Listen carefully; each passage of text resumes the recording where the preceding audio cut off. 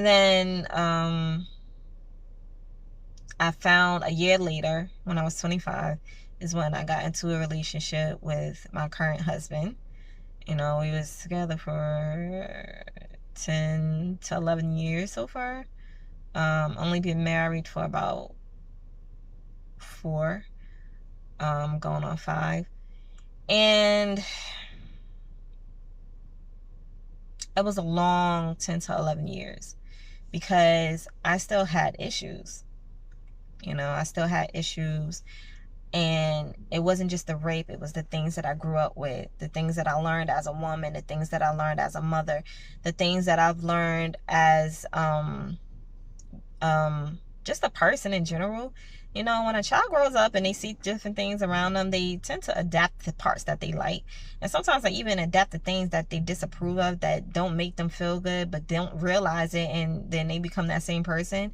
So I took all of this stuff, right?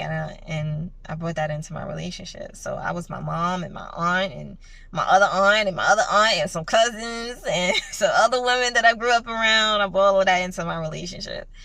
And it was bad. It was bad. I could take accountability for the parts that I played in it. Because my mindset wasn't right. My mindset wasn't right. My heart wasn't right. I was still scared. I was still the abused and raped person. You know, I was the little girl. Plus, I was the teenager, depressed teenager. Plus, I was the newly raped victim, all in this relationship with a man who I felt should have known better how to handle certain situations better. Okay?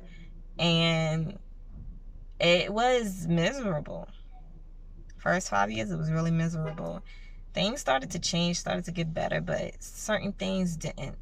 Certain things didn't change, and I just wasn't happy, y'all. I wasn't happy. And I used to say all the time, oh, I need to figure out who I am, because I knew that I wasn't the me I was supposed to be. I knew that for a very long time. You can ask my husband today. He was like, oh, you always said that you need to find yourself, and you know, now you're finding yourself. Like, yeah, I always said I need to find myself, because I didn't feel like me, especially after that rape. I didn't feel like me, and I needed to find out who that was.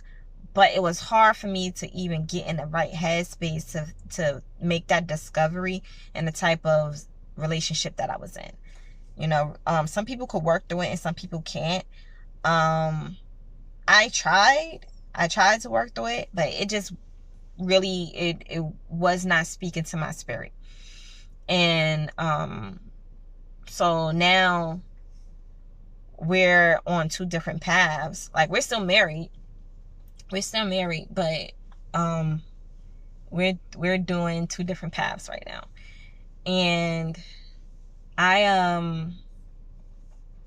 when I decided that, okay, I need to do things for me, that's what I started to do. I started to do things for me, and I started putting in that work, because I got tired of my life. Like, I would find myself sitting by myself and then get sad out of nowhere, and I'm like, I hate feeling this way. I hate crying for no reason. I have deep rooted pains in me that I didn't know how to let go.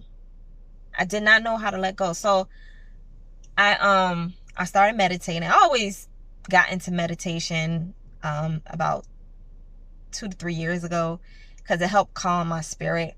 It put me in a position where I can handle the day, because I had to learn to take it day by day, y'all. It was bad, because I had so much anger. I was ready to throw things. I was ready to burn stuff down. I was angry all the time, and it made me disconnect from my family. It made me disconnect from my friends. Well, I ain't really got no friends, but it made me disconnect from the people who I cared about. And I just didn't like who I saw when I looked in the mirror. I did not like her. So I started to meditate to try and gain peace. So now that I'm on my own path, so I really need to get into fixing me. So I started thinking about things I try not to think about. I thought about the rape. I thought about the issues with my father. I thought about, you know, my relationship with my mother. I thought about the relationship that I had with my brother. I thought about the fact that I'm still doing therapy. I thought about different family members that I have or thought I had an issue with. I thought about my childhood. So another thing about me that I don't really share with anybody, I still don't like to talk about it. I am a survivor of being burned. I'm a burn victim. When I was younger, maybe about 2 years old, I was burned by hot cooking oil. You know, the floor was slanted, so it made stuff on the stove slide to the front. However the story goes, one day it was a pan that was on the stove, and some stuff was just cooked, and it slid down and it dropped all over me, y'all. Look, right, that's just a part of it. For a very, very long time, I was insecure. A little bit is still there, but I was insecure. I thought I was ugly. I thought nobody would want me. I was like, I would never be able to have kids because boys is gonna think I'm ugly. You know, I was sitting in that as a kid, you know. Even though, you know, my family was, oh, Tisha, you're beautiful, blah, blah, blah. It doesn't take effect until you believe it yourself. So, yeah. That's a whole nother story too. This video is already long. I'm trying to finish my story. So, where was I? I'm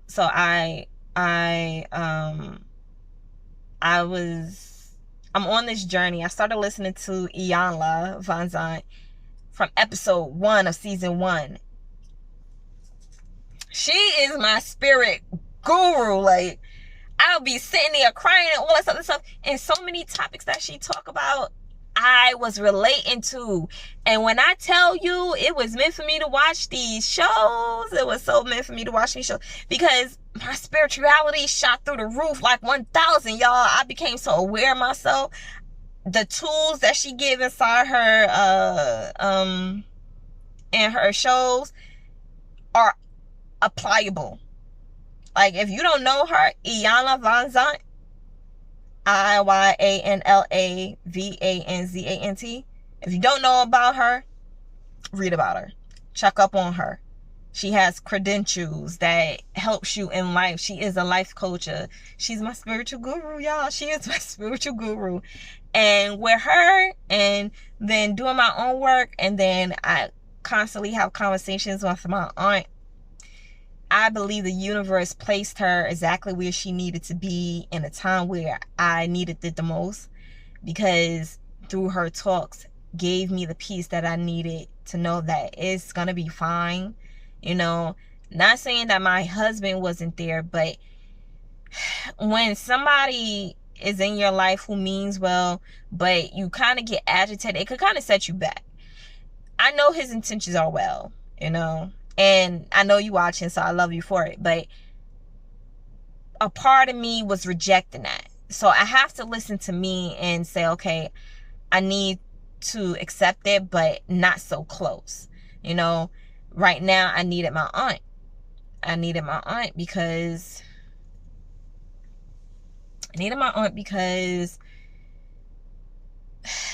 it's just some things that I was not getting from my mom that I wanted, and I don't know, it's a disconnect there, and I'm not even going to talk about that right now. But the universe placed my aunt where she needed to be in my life at the time when I needed her. So I just been on 1,000, and then I had booked a flight. Well, I was gonna book a flight to go to Arkansas, because I follow a woman on Instagram called, her tag name is King Ashley Ann, and I followed her, and she was having a conference. Now, I had wanted to go to one of these conferences, not particularly by her, but by another person 2 years ago, but then COVID happened and I couldn't go, right? So this conference happened, and because I admire this woman so much, I'm like, yeah, I want to go. I love her energy. Like, it was so much more than just business. It was spiritual. So, of course, on my journey, I'm going to go where my spirit tell me to go. I'm going to go there. I was attracted to that. I couldn't go, but I did attend virtually, right? I did attend virtually because my plans got diverted, so I couldn't attend in person. But I still received the messages. I still received the energy, and I was hyped off of that. And I'm like, you know what? Why am I waiting and waiting to do the things that I want to do? I'm going to do what I got to do now. So, I said, I'm going to do a YouTube channel. I was still scared. People are placed on your path for a reason. I get a DM from a client turned friend of mine, and her name is well, I call her Queen. That's what she likes to go by. She likes to go by song. That's all my knowledge as. She DM'd me and asked me to look at her YouTube channel and comment on her videos and stuff. And man, talking about divine messages, she was talking about the same stuff that I wanted to talk about. And I was like, yes, honey, I'm so proud of you. Because I remember when she came to me for help on business stuff, and I gave her little tips and stuff like that. By the way, I have been a tax preparer and business consultant for the past 5 going on 6 years. So, I was in the midst of running my business when we crossed paths, and I was helping her do little stuff here and there. And I've watched how her business has taken off from an idea, especially through social media, and it has grown. And I'm like so happy for her, and I'm proud of her. Not too many of us brown and black women do that, but big up your sis, because she is you and you are her. As Iana put, I am not my sister keeper, I am my sister. We are the same, sis. We here. Yes, I see you, I feel you, I'm happy for you, I'll be your cheerleader. But yeah, so she asked me to do that, so I looked at her videos and stuff like that, and it wasn't nothing special. It was her walking from the gym, being herself, being real, talking about stuff and how she felt, her opinions. And I was like, that's great. And she said, listen, because I told her, I've been wanting to start a YouTube channel for so long. She said, girl, just do it. She said, I've been where you are, and I just did it. And I said, you right. It took me 4 days later, but I started my first video. And I said, I'm going to post it. And they mad loud. I don't even know what that is. A boat or something. I don't know. But anyway, I just did it. And I did it. And then I did what she did. I asked people, can you chime in on my channel and tell me what you think? Can you drop a comment or whatever? And 4 people from watching my videos, those who really watch, because there's some who say, oh yeah, I seen the channel, it was really good. I was like, you seen all the videos and you was able to reply to me in 12 minutes? I'm like, okay, I appreciate the love anyway, because I know that's a lie.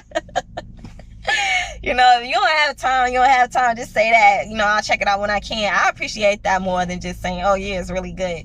But anyway, 4 people contacted me, and I had a conversation with one of them being my cousin, and they was like, the videos is really good, they're inspiring, I think you're really brave for putting yourself out there, and talking about personal stuff, and I'm proud of you. And I'm happy I did it. I'm like that's the love I've been looking for, it's what I've been expecting, what I wanted to expect when I started to do this stuff. Because validation is a lot to some people, and then they like, oh, you don't need to be validated by other people. But when you have low self-esteem, I'm still working on my self-esteem, guys. Like I said, I was torn down on the inside, so when you have low self-esteem, validation is important because it encourages you to move forward, so not only did I feel like what I talk about was what I needed to talk about, like it's time, but I wound up being right on time for other people. So that's amazing. I'm happy for that. I've been posting for the past month, 2 months about, trying to just have a direct avenue on the type of time I'm on and what I want to talk about, and not just post frivolous stuff or reposting funny stuff that don't got nothing to do with life or whatever. I started making my own posts, and I started putting on there, or I grab posts from other people that correlates with what I'm feeling or doing or whatever. And my purpose in life, rather my current purpose in life, which is to share my story. And I made a post and I posted it yesterday, and I finally got my first real meaningful comment from somebody I don't even know. Like, it's meaningful when it comes from people you know or whatever.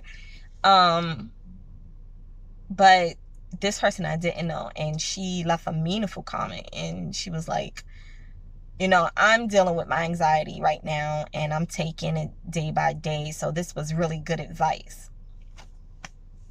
Like, y'all, that made me smile. That made me smile, because I was like, yes, I'm helping people, and that's what I wanted to do. I wanted to help people. I wanted people to know that there's people out there who can relate to what you're going through. So you ain't got to think that you're alone, because that's what I was going through on my journey. I felt like I was going through stuff alone. I'm like, don't nobody understand exactly what I'm going through. Like, they got their own issue, but they don't understand what I'm going through. So I felt alone. And then when I talked to certain people about what I was going through, I was always met with their personal opinions and then what they went through. I'm like, I didn't ask you for all of that. I needed somebody to know how to listen. And if they want to interject with something personal, they know how to act. Like, do you mind if I give my opinion or whatever? Because you have to realize, when you talk to someone, you have to know when to chime in. You have to know if it's okay, because somebody could be hurting, right? They hurting, or they really angry, and all they want to do is vent. So you kind of push them away when you come in and you start talking about, yeah, that happened to me too, and I felt this way and that way. And don't do that, because it's intrusive. It's intrusive, and it kind of deflects the experience of talking to you on the reason why they came to talk to you, because they want to get something off their chest. They just want somebody to listen, to understand. Now if they say to you, tell me if I'm right or if I'm wrong, then okay, that's a green light for me to chime in and give my opinion. But if somebody's coming to you and they going through some stuff, and you can usually read the spirit on their face. You could, if you're sensitive in this way, you could feel the energy when they walk up on you. You understand? I'm very sensitive in that way. Like, I can feel people's energy. And a lot of you are too, because you could walk in a room, right? And you be feeling good, but then you walk in a room and then all of a sudden you like, yo, I am not feeling this. It feels negative. It feels sticky. It feels thick. It feels, like somebody talking about it. You're not supposed to be there. Listen to your spirit. Your spirit is sensitive. So if you are in tune with it, or getting in tune with it, you will start to hear things. You'll start to sense things. You'll start to feel things on the inside. You listen to your spirit, because it's not going to lie to you. It's not going to lead you wrong. And when you need guidance, if you're lost, you rely on your faith. You rely on your faith. Because when you start to get in tune with yourself and you start to get down to what's really going on, you then start to feel better, and you can control your anxiety. You can control your anxiety and stop blocking your blessings, man. Too many of y'all block your blessings, and then y'all get excuses in your heads and think that's the truth, and then y'all miss out on opportunities. Like, don't do that. If somebody say, oh sis, you need to do this because you're talented, do it. That's the universe telling you that you need to do something with your gift. Don't waste the gifts that was given to you. That's a disgrace to God. You need to go ahead and start that business. You need to go ahead and start speaking to people. Write that book. You have talent. Use it. Don't stop blocking your blessings. Y'all have signs. You can be reading something and stick out like I told you earlier, and it sticks out to you. That's a sign. It's a sign. It's a sign. Like, another thing I wanted to tell y'all before I go is, learning yourself can be difficult. It's a roller coaster. You go up and down with your emotions. Right? But if at the end of the day, you can smile. If at the end of the day, you can get through talking about something traumatic, and you can smile and laugh, that means you're going in the right direction. Stop beating yourself up. Stop.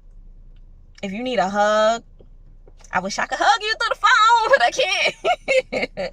But I can tell you this. I can't tell you this, that I do love you. I may not know you, but I do love you, because if you're watching this, we're connected. And I say we're connected because I feed off of what I put out there. So if I'm putting out good intentions, if I'm putting out my purpose that I'm here to help you, and I keep getting it back, like, oh, make a video about this, oh, talk about that, that means I feel you, I hear you, and we're connected. And I'm here to tell you that you matter.